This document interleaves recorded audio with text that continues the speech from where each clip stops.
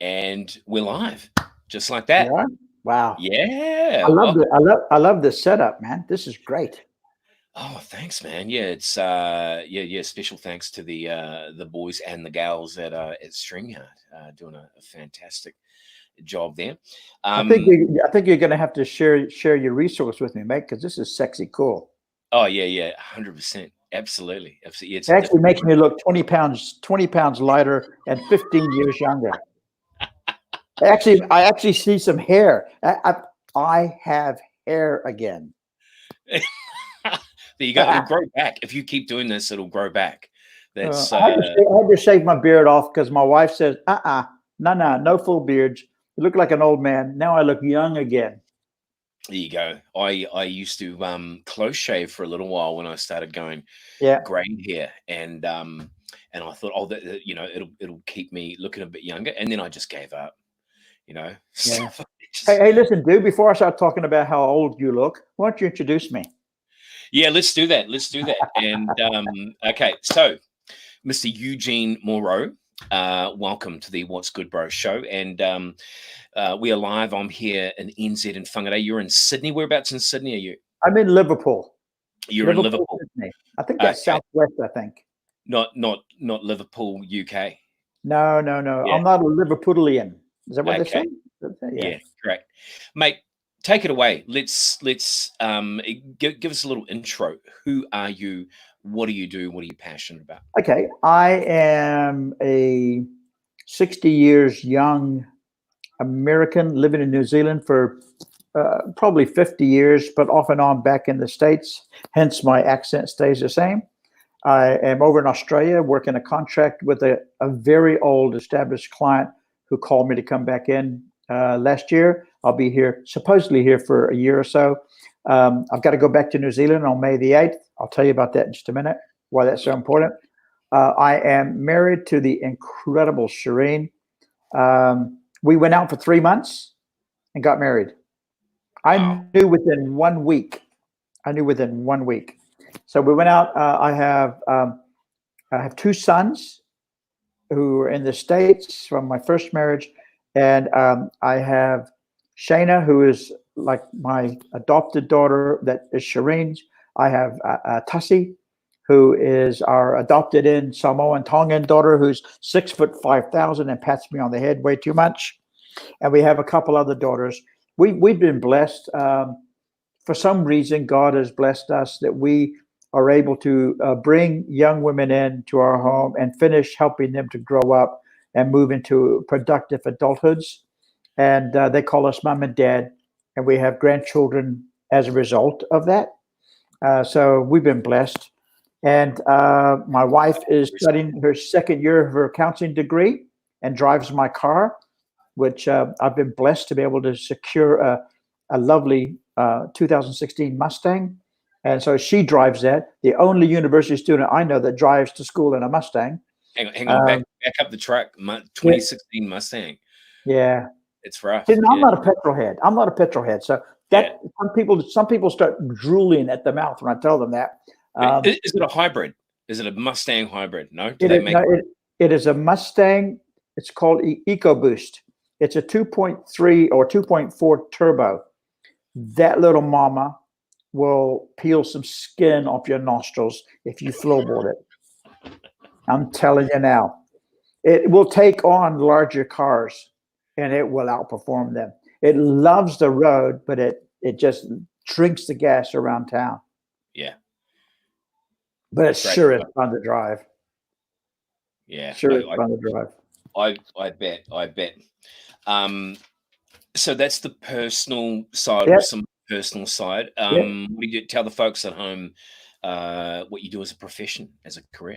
My professional career has it's been an interesting journey. I started off as a very young man as an itinerant preacher. At the age of 19, I would travel around different parts of the city of the states, and that's how I learned my craft. I am first and foremost a communication specialist, but a verbal communication specialist. I teach and I train and I coach advanced level presentation and pitch skills. I run workshops on it, but I also am very much as a pseudo psychologist, and my library bears that out. And I work a lot on culture and behavior, because communication and behavior are just like this. They go like that. So professionally right now, I am an executive coaching partner with this firm here in Australia.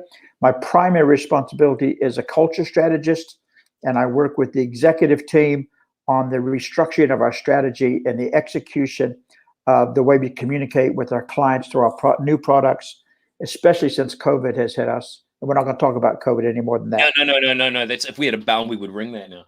Yeah. Yeah. It's the C word. All right. Yeah. So, so we've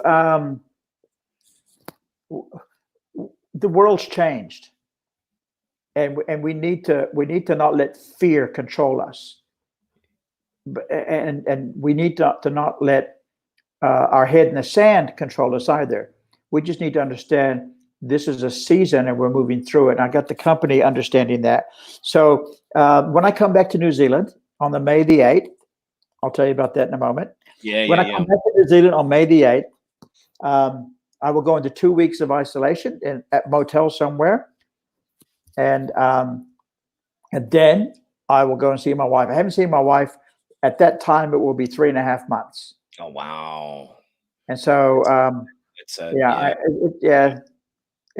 just that's the bad side of what I'm doing. That's the downside, I should say. Usually I would go home every 3 weeks or 3.5 weeks and spend about a week at home and then come back. So I have a nice apartment here, and it's pretty self-contained. I enjoy it. So I looked after. So yeah. Yeah, Dante, dude, you'd love this car. I'm telling you now, you'd love this car. The color, this EcoBoost Stang, and that's the name. My license plate is Stang. All right, that's what I got. Stang, yeah, STANGG, Stang. And so, but it is a limited edition, and that means they only made this one for 6 months. Wow. This is it's a nasty looking car. I can see Dante right now at home, a little bit of drool coming down here. Matt, he loves cars, filming cars. Anyone want their car filmed, talk to this man. Great stuff. Okay, cool. Do you feel you have, just before we get into the question that's on everyone's lips, which is what's good, bro? Yeah. Do you feel you have some kind of superpower? Because I've seen you at work. And it's almost like your eyes will glaze. Your eyes will glaze over, and you can if someone's presenting something or whatever, innately they need to do this, that, and it'll be a million times. Yeah, look, I've been in this game for a long time. I'm 60 years old. I've been preaching since I was 14 years old. I began to understand the nuance of communication at a stand-up or in a business situation in 1990 when I launched my training business. But I've been involved in hundreds of pitches, thousands of stand-up presentations over the years. But what you do is you just learn that there's some things that lead to that. I can tell when there's someone just starting out in the game, they'll actually focus on something that's actually they think is the cause, but it's really only the symptom. Yeah. And so I'll forget about the obvious, and I'll go to what I think. Where does this start? And that's where I'll actually work on that. And sometimes I will only work on one thing, but the ripple effect is profound. Yeah. I've only had 2 people break down and cry when I was coaching them. And that is because they couldn't get it. They were inside their head too much. Happened to be both women. They were inside their head too much, and they couldn't let go. And their fear of failure was controlling not just that part of their profession, but other parts of their life. And so when I got them to understand, and I showed them on video, look, this is how you look. This is fantastic. When you do it this way, you just flow. And then they begin to turn the corner. But I just had to go find the DNA of that issue. The same thing in culture work. Everything I do, I bypass the obvious and I go to what's the source? Where's that coming from?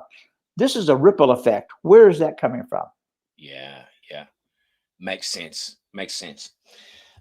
So Eugene, Yeah. what's good, bro? Oh, bro. Yeah. Firstly, love the title.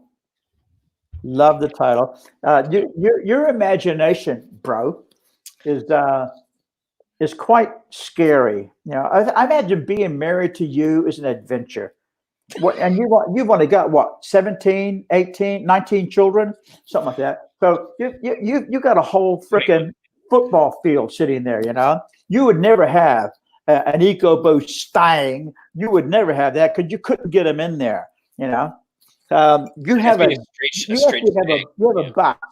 You have a bus. You don't have a van. You've got a bus. All right, a 37-seat bus for your family outings. In fact, your whole bubble is like it could be your neighborhood. That's where you're sitting. This feels more like a roasting. I've only got this is chapter keep 1. going. Right? I can hear the people going, version 1. I love it. I love it. I love it. Oh, too much. Mate, you've just given me a new goal. Now I want a Stang bus. Yeah. You want a stretch Stang. Stretch Stang. You heard it here first. Stretch Stang. Oh, too much. Anyway, what's up, bro? What's good, bro? Look, I'm going home. I'm going home on May the 8th. That's what's good.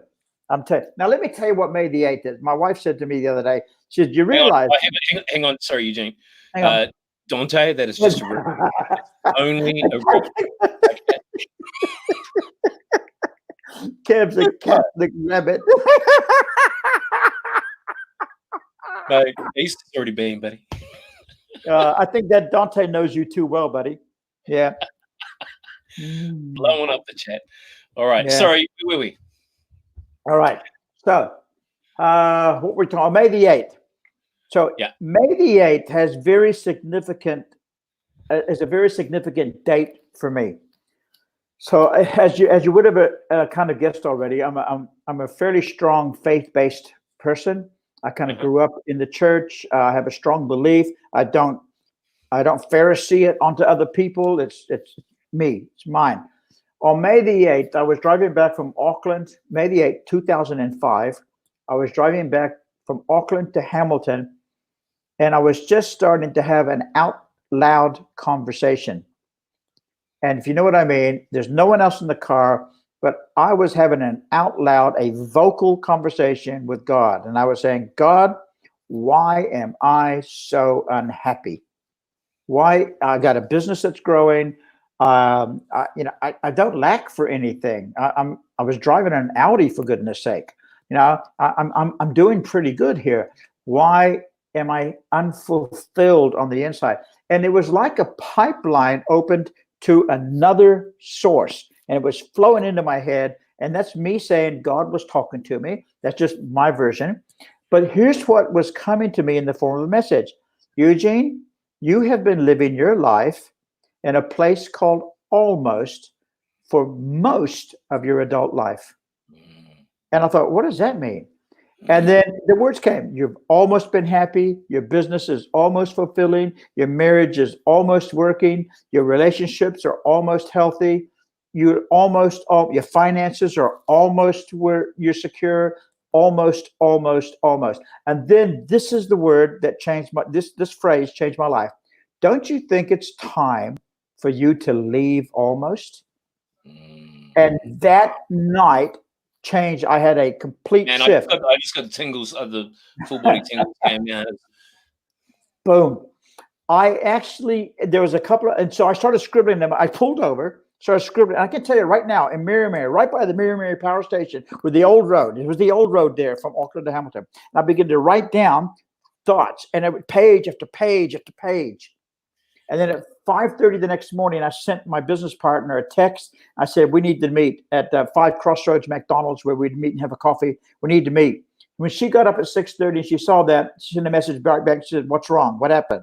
I said, we just need to meet. That morning at 7:30 at Crossroads McDonald's, I resigned from my partnership. There were 4 of us in this partner. I resigned. I said, I need to go back to the beginning of some things, and this is not where I'm supposed to be. Wow. And that's when I made a shift. And what came to me throughout the night was I was actually started off at an earlier age, and I don't want to go into that one here in the public, but at an earlier age, I made some decisions that took me 1 degree out of alignment for where my path, my destiny, my course in life that had been shaped for me, that I had to choose. I made a choice that took me 1 degree out of alignment. And over the period of 20, 30 years, 1 degree out of alignment, you can leave Auckland and have a compass that's 1 degree out of alignment and miss Australia altogether. Yeah. So what's good, bro, is I'm going home on May the 8th. The world has changed. Watch this space. Unreal. Oh, What do you think about that, man? It's a profound story. Yeah, I'm excited. I kind of wrote a book called Leaving Almost. You can buy it on Amazon. Yeah. And I'm developing an entire personal coaching program. And my intention is sometime this year or early next year, that program will actually be available online as a coaching program that you can buy online. And at some stage, I'm going to try and get that done. So yeah. Okay, cool, mate. I've just thought of something, and feel free not to answer, but it was in the back of my mind. I remember a couple of months back, you were talking about the release of a new book, and and just for transparency, this is not a book promo, but I thought of it when you mentioned that. So, and it's based on the art of war. Is that seen the light of day anytime soon? I actually have just received 2 what's called proof versions from Amazon that I need to go through and make sure it's exactly the way I want it. Yep. I'll give you a copy when I come home, man. Oh yeah. All right, I'll give you a copy. I found a couple of mistakes in it, so that's why but I have sent out some PDF copies to a few people just to get some feedback. What it is the art of war for public speaking. Yeah. How that came about was I always listen to the art of war about every 2 years or so. I have an audio version. And I do it to stimulate my thinking and to make me ask questions that I probably hadn't asked before. And one day I realized I have never seen anything about the art of war for public speaking. I've seen it for the art of war for leadership, the art of war for management, the art of war for sales, art of war for marketing, but never for public speaking. I said, that's a market. And so at that time, I had a chat with my colleague. It was a colleague of mine. We had a bit of a publishing part of my business. And he was the editor and the publisher. And I said, what do you think about this? He said, that's a great idea. I just didn't know how hard it was going to be. Now I know why there's no one written anything about it. It was hard. So what I did was I did a podcast, and I did 78 podcasts on iTunes. I've taken it down since, because the only reason I did a podcast was to force me to write and develop my material for the book. And so every week I had to have a podcast. And it started off as a 5-minute one, then a 15-minute one, and then it went to 35 and 40 minutes. So I took all that information and I created a 31-day journal-driven book. So you have a book and a journal, and I'm just now developing the audio program that goes with it, and it becomes a package deal. Yeah. So you get a book, 31 days, you get a journal where you're challenged to write things down, and you get an audio, which does me doing my audio stuff.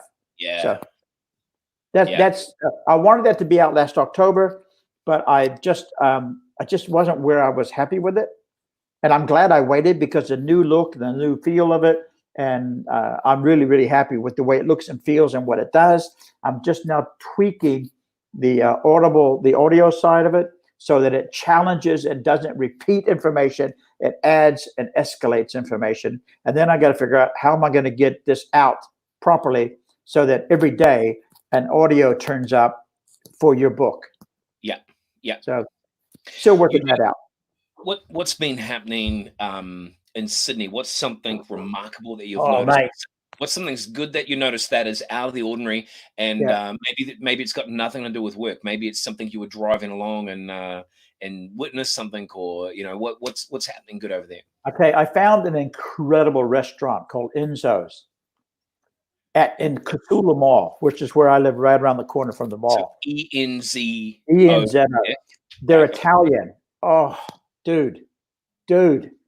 They have a risotto gamberi, which is prawns and tomatoes, and oh, makes you want to slap your mama. It's so good. Oh, hang on, Eugene.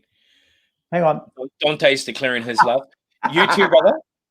Brilliant, mate. Bro, all right. He's got to shoot. He's got to shoot. Thanks for participating. And anyone that's watching at the moment, feel free to comment. We can slap your comment up there and join into the conversation. We were back at Italian food. Yeah, I'm telling. So there is this Italian place now.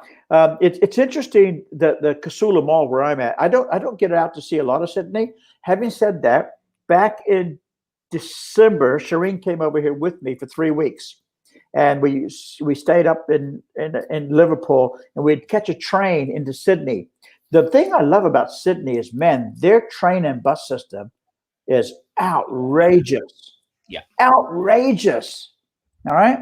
It's unbelievable. So Shireen, I'd come to work, and Shireen took off to Bondi one day on the trains. Got to Bondi Beach, hung around, come back home on the train. So we would go into the city on the train, walk around. And one day we went in and started ticket touring. We went up the Biscay Tower thing, and we walked 22 kilometers that day, just around the city. And we ended up in Chinatown. And in Chinatown, there was this little hole-in-the-wall restaurant that had such incredible Chinese food and spicy Chinese food that it made hair grow on your tongue. It was so spicy. Wow. It was so good. And, of course, the older I get what I call baby lips. And they burn like crazy. They burn like crazy. And what's worse is last year I had teeth pulled and I got false teeth. And so you have this prosthetic upper and bottom type of thing, and all of a sudden it hits your tongue, and then it hits the other parts of your mouth that is not protected by the acrylic, and it hits like a bam, like that. Next thing you know, you can't get enough water down because your mouth's on fire and you swallowed it, and your throat's on fire, and people looking at you and you got tears coming out of your eyes. Man, I love spicy food, eh? I remember when I was a kid and Mum would make these curries, and would be that hot you'd have to. Well, she'd give us milk, so to help. Well, milk does it. Tell you what, though, I'm a Chinese fan here. Dubsy's a Chinese fan. Oh, I love it. I love it. We grew our own chilies in our backyard in Auckland one time. And I had never grown habaneros before, so I didn't really know a lot about them. So I would take a jalapeno off, and I'd eat it, and I'd be quite happy with that. We had these little mothers like this. They were so hot, they'd give you. You'd have to say, "Come on, ice cream," if you ever passed wind, because it would be so hot coming out. I think that was about as safe as I could make that one. But I got a hold of this habanero. And we picked it off, and I took a bite. Dude, have you ever had a habanero raw like that? No, never. No. Do you know where it sits on the chili line? No. You got jalapenos down here around about maybe 100 or maybe 120. Habaneros up around 800 on the 1,000 scale. Wow. There's only like 3 or 4, maybe 5 chilies hotter than a habanero. Wow. I took a bite of it. Now, my wife is standing there watching me. She's been encouraging me to do this. This is the wife who declared her love for me. This is the wife who said, "I will love you forever. I'll honor you. I will respect you. I will protect you." Rubbish. Need to add to the vowels to include that. The habanero, I took a bite. It hit. And when it did, I felt my lips start to go numb. My nose started running and going numb at the same time. And I'm laying on the ground going, like that. And she's laying on the ground next to me, laughing at me. I get up and I run into the house. I take milk and yogurt, and I'm trying to get them both in my mouth at the same time. And I look out the window, and she's still on the ground, beating the ground with her hand, laughing at me. So I don't like habaneros. I did make the mistake of cooking with them once, and I moved them into the pan, and I got a tissue, and I blew my nose. I hadn't washed my hand, and the oil came through the tissue onto my nose again. I felt like the gates of hell had opened up inside my nostrils. Oh, mate, I love it. I love it. Hey, wanting back to Italian. Yeah. But have you been in Auckland? There's a place in Takapuna called Botticelli's. No, but I've heard about it. Yeah, yeah, yeah. I had this is going back a couple of years now, but I had dinner one night there with my father, who interestingly enough is in Sydney, where you are right now. Oh, yeah. And we're sitting there, and it was awesome, right? And we had a couple of bottles of red wine out and all the rest of it. And the owner joined us, and so he was he Russian, or he was from somewhere near Russia anyway. And then he had a mate. Basically, it ended up within about 45 minutes, like a scene out of The Godfather.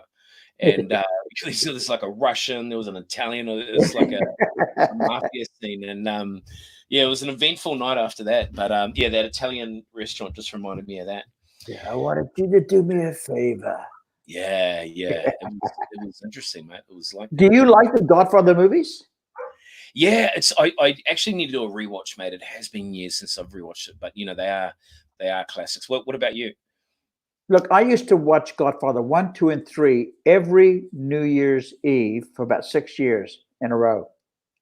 That was And the like reason why I just did it because I wanted to, it's 6.5 hours to do that, I think, yeah, or yeah. 7 or 8 hours, something like that. It's a long time. So I haven't watched Godfather in a couple of years now. I'm much more now of a Jason Bourne fan. Yeah. Born Legacies, yeah. I like the Bourne, the trilogy, and then the others spawns off on it, which is good.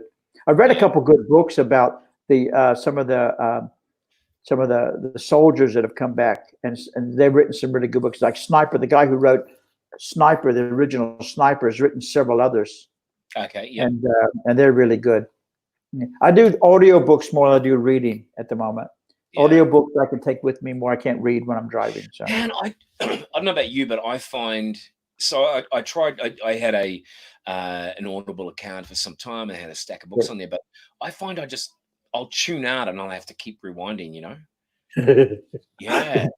So and it's quite annoying because it's such, you're driving and you're thinking, hey, it's cool. But you have to keep rewinding to get that sinking in. So kind of the only way it works now is either audio, video, or book, but I need to be in front of a computer and I'll literally take notes. So I have like showing the geek side now.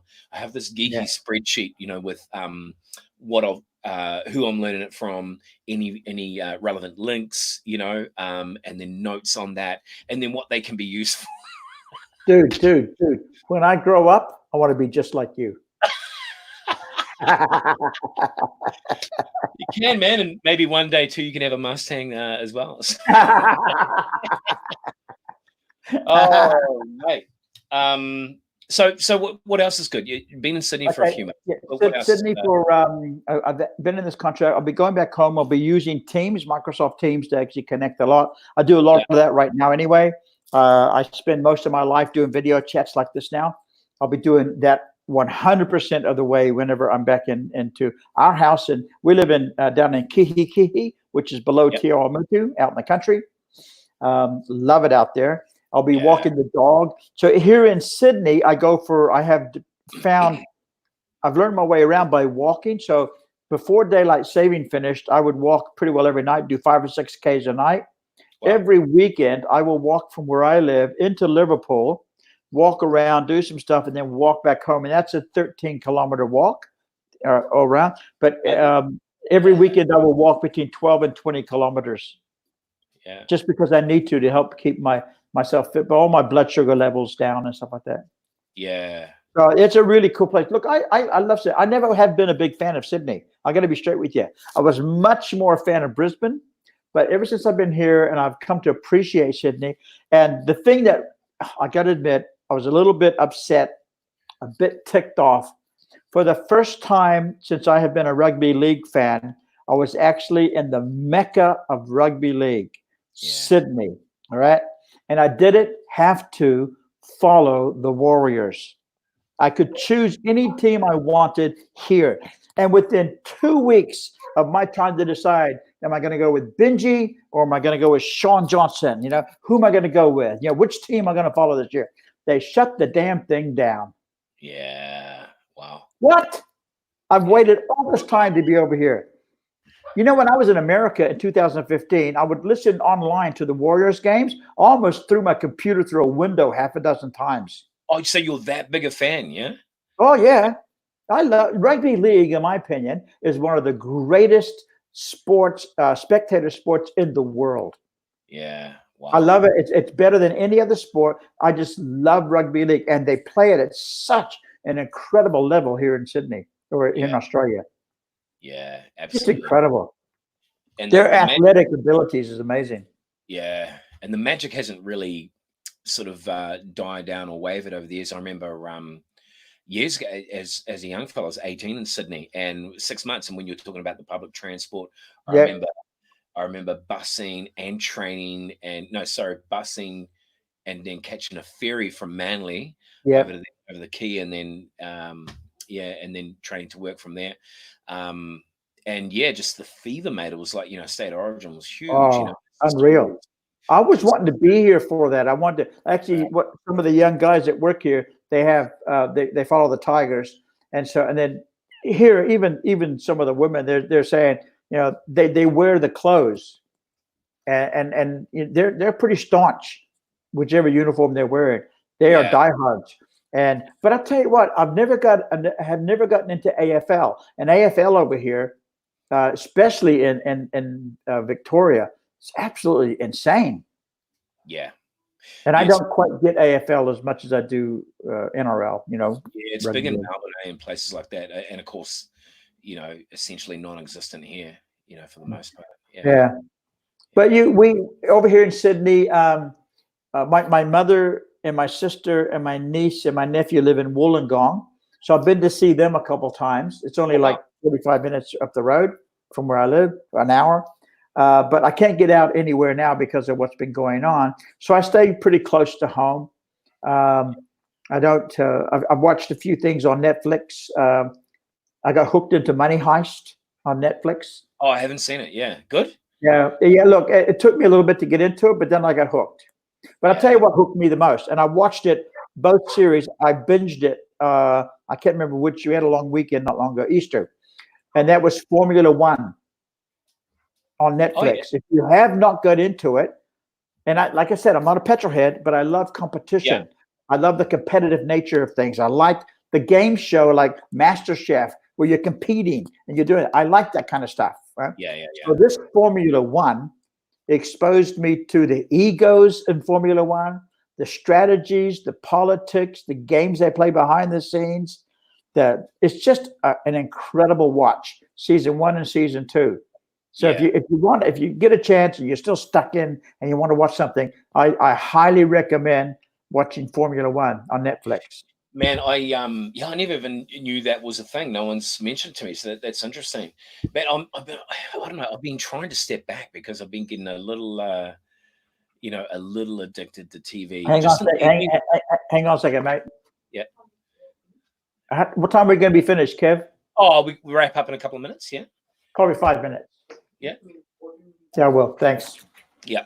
So just so you guys know, I'm actually in one of our meeting rooms here in our office, and I just got notified I got to be in a meeting in about 5 or 10 minutes. So there we go. That's fine.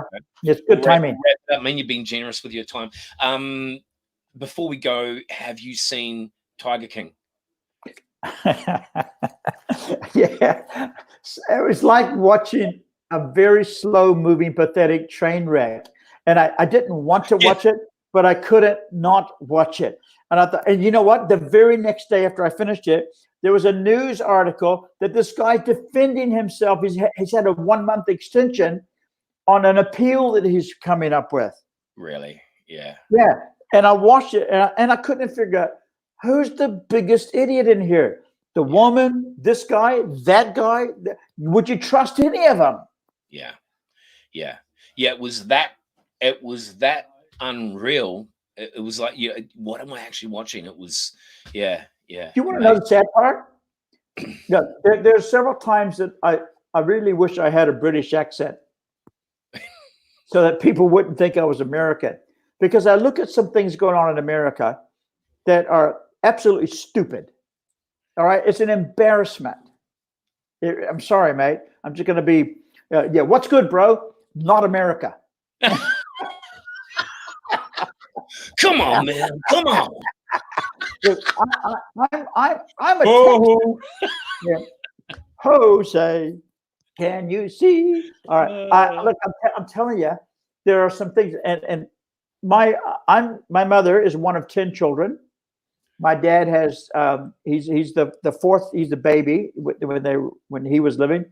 But when I was home, I remember we had a family reunion one time, and there was 126 people turn up. Wow. And some of my cousins I didn't even know, and that was not everybody. So when my mother's side of the family gets together, there's only 4 girls left alive now, and my mother's the youngest one, and she's 79. She turns 80 this year. And so they live a long time. I think my Aunt Myrtle, I think she knew Noah when he came off the ark. I think she was swimming saying, "Yo, Noah, what's happening, man?" All right. I think that's what happened. I'm not sure, but she's so old that she personally sat and listened to Jesus give the Sermon on the Mount. That's how old she was. All right. So my family. She helped hand out the loaves of bread. I'm telling you. All right. Yeah. I'm engaged in family attitudes with them and everything else. I get that. I have sons that live in America, but there were decisions made, and there are politics, and there's America is dysfunctional and broken from the inside out. Yeah. And sadly, I look at it, and you know what? They don't know because they're in it. You have to be outside looking in. And there's some things, there's some things when you're in it, you can't see it. Yeah. Well, like you most can only see it from looking at an observation. Yeah. Yeah. Oh, cool, man. Hey, well, listen, you've got to go. Thanks so much for coming on. Mate, loved it. Great to chat and catch up. Yeah. And thank you at home participating or work or, wherever you are. Do you have any idea how many people have been watching us? Yeah, just like a handful. It's a couple of handfuls. It fluctuates. Yeah. And do you get a lot of people that come and watch it? If you post it, do they come and what? Can you tell if they're watching it afterwards? Yeah. So you get like let me run. We'll land this and I'll run you right through the inside of it. Yeah. All right. Ciao. Awesome. Look, mate. Thank you. Say hi to Raywin. Take care, buddy. Later.